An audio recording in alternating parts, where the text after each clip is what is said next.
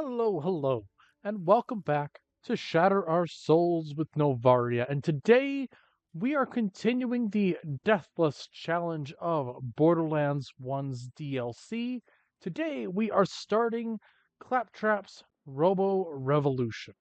Atomic batteries to power, turbines to speed. Ooh, I wonder what this does. So let's kind of get to the meat and potatoes of this, shall we? Claptrap, after the events of the main game, had a virus or a alternative programming meant only to increase his intelligence and make him more likely to take out the Vault Hunters. The attempt at making him smarter and more capable ultimately ended up with Claptrap becoming more of a liability than an asset, especially to Hyperion, who wanted none other than Claptrap to deal with the financial burden of said Vault Hunters. However, when the Vault Hunters were seen as the last viable option to deal with Claptrap, they were, of course, paid handsomely for said services. Which is all to say that their plan backfired horribly. And honestly, I love that about this DLC because this DLC, more than any other, Halt! Put down your weapons. Hyperion Corporation does not wish to harm them. this DLC, more than any other before it, adds a little bit more, shall we say, love to it. It's meant to be zany, out there, and a little bit weird. And again, that's intentional. And so, what we end up with is the first of the wacky, zany Borderlands that we come to know and love in Borderlands 2. Now, what I like about this DLC, comparatively to the others, it's not generic. It isn't like the first DLC I showcased with Jacob's Cove. It isn't another zombie shooter. Instead, you are taking on a robot army. And this robot army, for all of its success and failures, is kind of there. But the reason that Claptrap gets to be as potent and powerful as it is not because of anything excessive, anything that wasn't planned. Hyperion created the Claptrap to be compatible with virtually anything. They didn't realize, however, that it is compatible with absolutely everything. And this kind of comes back to bite them later on in the DLC. This, in and of itself, is the crux of the issue. Claptrap has found a way to effectively weaponize Pandora against not just the Vault Hunters that it was programmed to hunt, but also against Hyperion and the quote unquote fleshbags that usurp them, which is kind of out there. There's a lot of ethical questions that I don't necessarily feel like I'm the right guy to get invested in at this moment. But regardless, you end up with more of Borderlands at its best. Secondly, this DLC has learned from the hardships of the prior DLC, where the Claptrap's Robo Revolution succeeds where T-Bone Junction did not. And that in and of itself is a really interesting tie-in, shall we say, because it shows that the developers were learning and growing throughout the development process of the game in and of itself, as well as all future, uh, I suppose, what's the word for it? Future content that came with it. Now, note that there are some other minor issues that crop up, such as balancing and whatnot, but by and large, this is one of the better balanced and maintained DLCs with a lot of its side content, optional side content, going back to older locations that you've already been to try and get you to challenge certain other areas. Example is there is one where you are supposed, ow, to find out what Colonel Sanders' Kentucky Fried Rack tastes like. All about the 11 herbs and spices. And, of course, you have to take down Rack Trap, which is just a claptrap in a chicken costume. It's so ridiculous that you can't help but laugh or that I couldn't help but laugh at the very least. And this is just kind of the tip of the iceberg, but it really showcases some of the sillier moments overall. Now, Patricia Tanis is your main confidant in this area, with the, shall we say, the bigger side missions, which are more or less all to collect claptrap parts to eventually build a robot that is meant to be her companion. Not quite sure why it needs a toaster function, but be that as it may, that's kind of what the big overarching side quest of this area is. This, however, this DLC has some smaller concerns that need to be addressed. One of them is that the game itself required a little bit too much grinding. And I know I said this was balanced, but I mean that the combat and the enemies were balanced, not their drop rates. Um, in the DLC, there are a number of circumstances that crop up that are uh, poorly planned out as far as drop rates. This includes the various drops for the What a Party trophy. And this trophy is far and away the hardest one that I had to attempted to get on for this game in general. And I platinumed everything about this. And it wasn't so much that it was hard, it was monotonous. Um, it required you to get X number items that were side drops, like fish in a bag, pizza, that kind of stuff. And that's all well and good. There's nothing inherently wrong with that.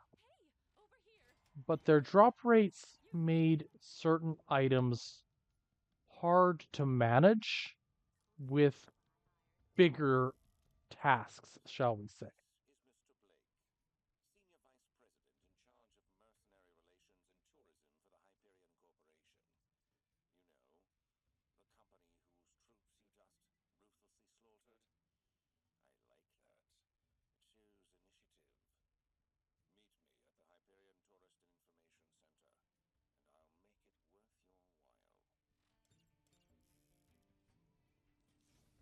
Blake, who is probably synonymous with the devil in this DLC, is meant to be our liaison between us and Hyperion. His whole shtick is that he wants Claptrap back under control. And his troops failed miserably, partially due to my influence.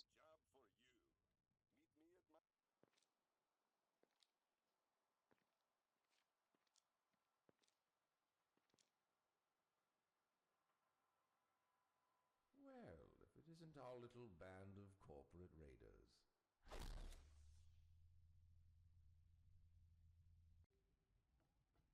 I personally like him. I think that he is one of the better planned out characters for this particular segment of the game. And truth be told, I don't personally like Marcus's whole shtick here, but that's aside from the point, I suppose. Holy moly, all the missions all at once. Um, so our first major task is to get to the Sanders Gorge. Sanders Gorge has a very notable power plant. If we can get the power plant turned on and power restored, we'll be able to activate the bridges in this junction to allow us access to the machining plant where the claptraps are making more claptraps. Simple enough. It all ties back into each other nicely. And speaking of, this is the point in time where all tasks kind of get thrown for a loop. No longer are we fighting skags, raiders, banditos. We are fighting raider traps. We are fighting bandit traps. We are fighting skag traps, spider ant traps. Everything is effectively being controlled by or manipulated by the interplanetary ninja assassin claptrap. Quite the title for a goofy little robot, but here we are. Hoofty. Anywho, so we're just gonna take out a little bit of the trash here and head into Sanders Gorge, preferably before I die. That sounds like a plan. I think a tactical retreat is in order. Anywho, Sanders Gorge is one of the more uniquely designed areas of really all of Borderlands. It is the only map in the game that doesn't actually have a proper map. It has bits and pieces of one, but the bulk of the map is all it's partially filled in. It is designed to be a maze at its very core. There are a number of side objectives that crisscross throughout here, multiple enemy stations, battlements, and it all makes for a wonderful set piece. And I'm going to be using a lot of this set piece mentality for a while because I believe that that's really what we're dealing with is set pieces. We are dealing with chaotic, zany, chaos-ridden tunnels of video game history. And I gotta say I love that about this. While I am on the topic of the chaotic nature of this particular DLC, I have to mention a couple things that make this DLC a little bit more, I suppose, unique. It is the only DLC, or only section of the game to feature crab worms outside of the. Sorry, it is the only section of main story content that features crab worms outside of the battle with Cromorax and the. What was it? The wasn't the wasn't tetanus warrens. It was the shock caverns, I believe.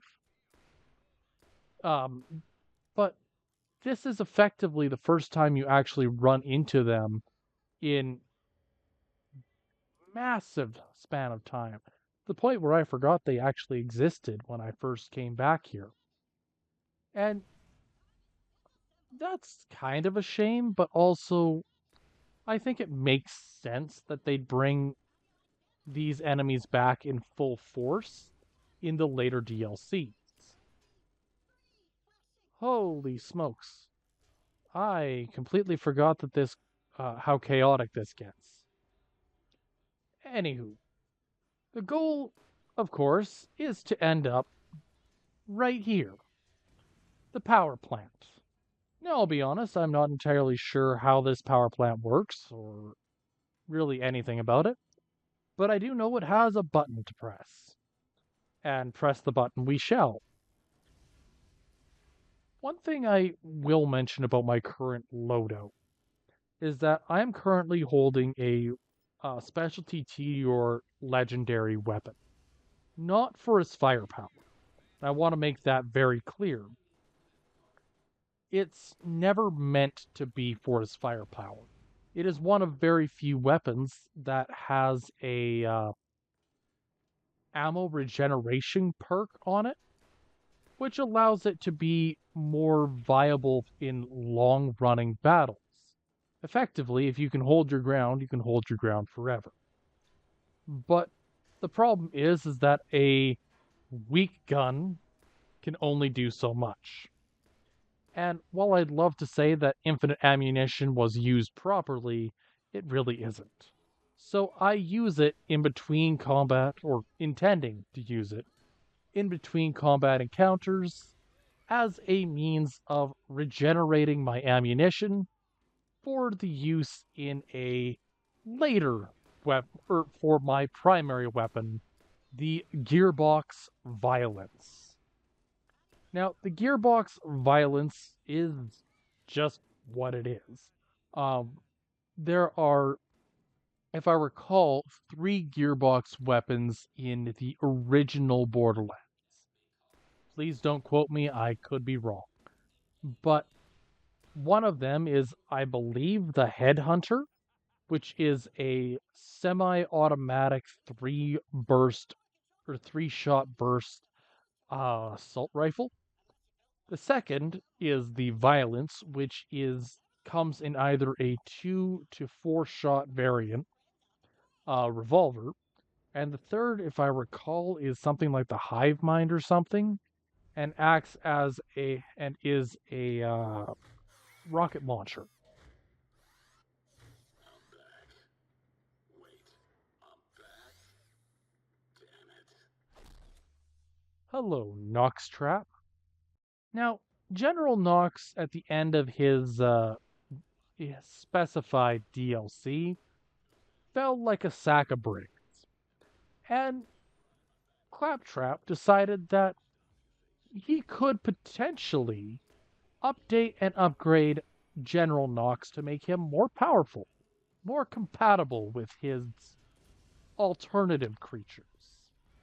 And so we end up with the battle with General Knoxtrap, which fights identically to his boss battle in the prior DLC, except instead of having other techified Atlas weapons at his disposal, he is instead met with Master Samurai and Kamikaze Trap for the sole goal of, I suppose, just fighting back as per usual.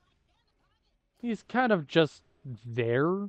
There's no real story significance to him being here, but it does mean that his DLC is technically canon because this DLC is what makes Jack's choice to have Claptrap join him on his crusade against or against the Dull Corporation in the prequel, which is canon. So that kind of brings me to another segue. All of the DLC in Borderlands 1 are technically canon by that mentality. But the problem is that all of these DLC are fantastical in nature. There are aspects of them that are probably true, and there are aspects that are probably not. And I kind of want to touch in on that.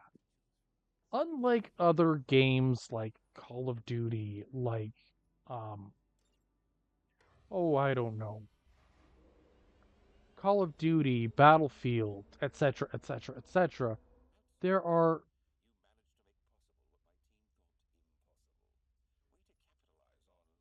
um the bulk of the storyline of Borderlands series is told to us by Marcus.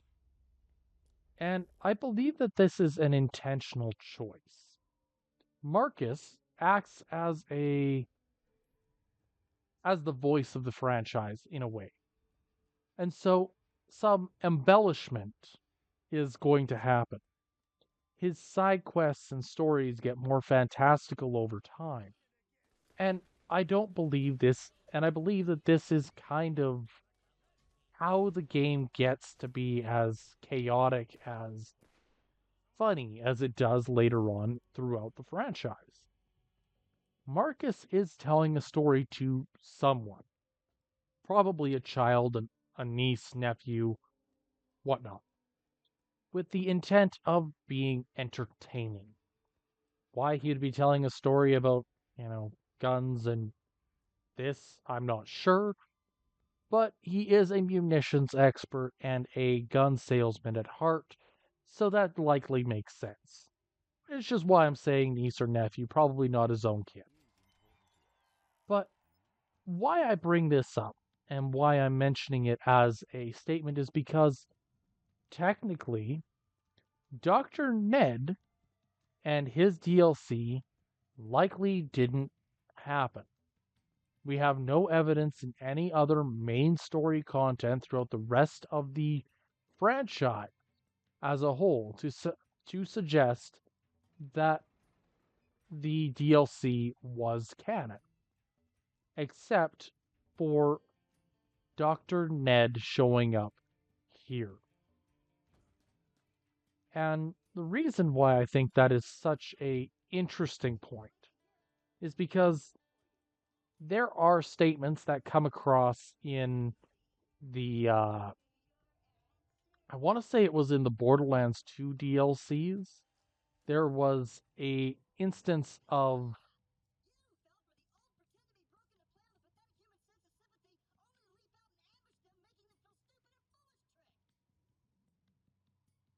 okay. There was an instance of Doc of TK Baja showing up in one of the DLCs in Borderlands 2, where he very specifically says, except for his whole character being questionably canon, which to me never made a whole lot of sense. He is meant to be canon, but how is more the question I get to. And so, depending on how you look at it, I personally believe that everything is canon unless it is specified to be a story from a character. An example would be Tiny Tina's assault on Dragonkeep, which is a story that happens that is intended to be a fictional story within that universe. That, in and of itself, is the only one that has that as a circumstance at all. Anywho, okay, we are now going to take down the factory that is creating more of the claptraps.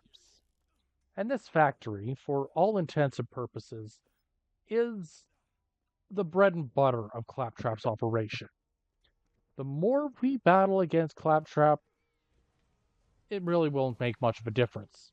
Because Claptraps, as I've said earlier, are the most versatile piece of technology ever conceived, designed to be able to interface with any other technology. Unfortunately, they also made it capable of interfacing with humanity, with fraternity, with liberty, with skags, spider ants. If it breathes, it can be a claptrap. Except me. I don't want to be claptrap. I do not want to have the breakdance protocol. Anywho, so Dr. Ned is our next main target. And to be honest, Dr. Ned is kind of just there. His whole spiel doesn't necessarily make the most sense, but again, it doesn't necessarily need to.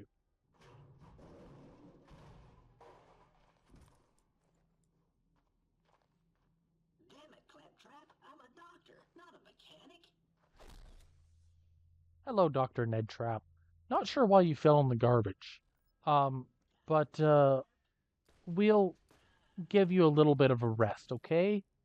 We'll see you later, I'm sure.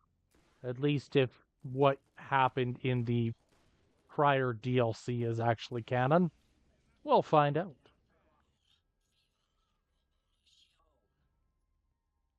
Anywho, Viva la Pandora. Our next major task in here is to enter the factory, shut down the coolant pumps, and then I honestly don't remember what part 3 is. I believe we have to collect a wired device, if my memory serves accurate. Basically, it was a poorly planned out piece of tech that should be able to override and factory reset Claptrap. At least that's my understanding of it. Unfortunately, it will only work on the original. So, I guess good news, bad news? First one down, 2 to go. One thing I suppose I don't necessarily talk enough about is how the game actually allows you to approach with virtually any playstyle you want. And I don't think this is any secret. Yes, they have certain bosses that are weak to certain types of weapons or strategies, but if you're patient enough, the game itself can more or less hand it to you. And that is something that I don't think very many games out there actually allow for. Because, honestly speaking, Borderlands has never been your stereotypical run of the mill type of game. Anywho, I am going to have to say that we're going to be shutting down here soon. And all I really can say at this moment is